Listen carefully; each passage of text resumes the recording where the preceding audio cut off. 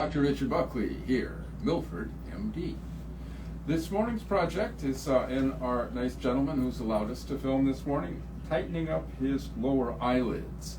So over time the eyelids can get some extra skin known as dermatochalasis, and we trim that off. Now the question is how much to trim off.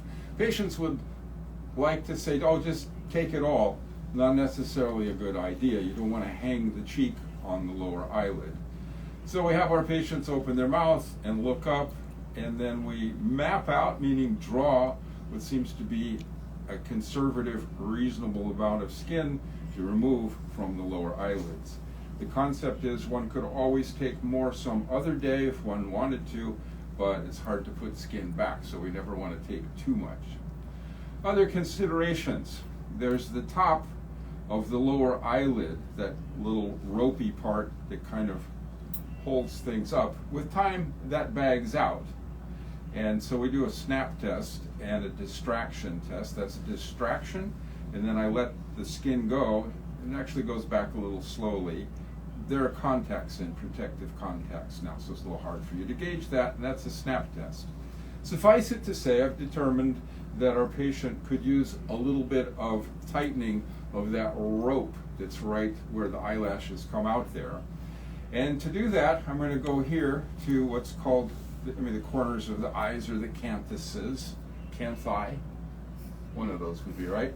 So this is the lateral canthus, singular, and we're going to do a suspension. So I have a double-armed suture that I'm going to put in the corner and tie it down to the periosteum, the bone of the orbital rim, and I'm going to lift this up a little bit, not to change the shape of the eye, but just to give some tightening here.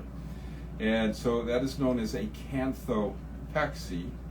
If people have more laxity, sometimes we take a little wedge of skin out of the corner here, which is known as a canthoplasty. Today we're doing a canthopexy. Additionally, when I take this skin off, I'm taking it off very, very superficially. And I'm then on top of the orbicularis oculi muscle. It's a sphincter muscle, one of our sphincter muscles. They're fun.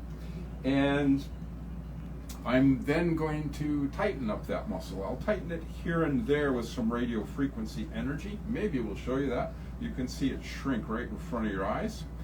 And I'm also going to suspend that muscle out here laterally. So I'll do a lateral suspension of the sagged out orbicularis oculi muscle. So we're going to have some lifting and suspension of the orbicularis oculi muscle, and then we're going to have on top of that this pinch of skin that's going to come off and some tightening thereby. And we're also going to do some tightening of the rope that's at the top of this lower eyelid, that being known as a lateral, because we're tightening it laterally, canthopexy. That all sound good? And our patient wanted us to film today so he could see it later. Sounds good. But for you, it's a nice, maybe educational piece. One doesn't have to stick with just, keeping whatever happens, the scourges of time, right? We can do something about it. And so there are a lot of different areas on the body. We're focusing today on the eyelids, more particularly in the lower eyelids. Lower eyelids, I think they do get a little roughed up over time, maybe more so than, or more obviously so than compared with other areas. And so it's a very nice area to get some kind of immediate and amazing cosmetic improvement on right away. Right? So thank you for watching. MilfordMD. We'll try and show you a little something later on.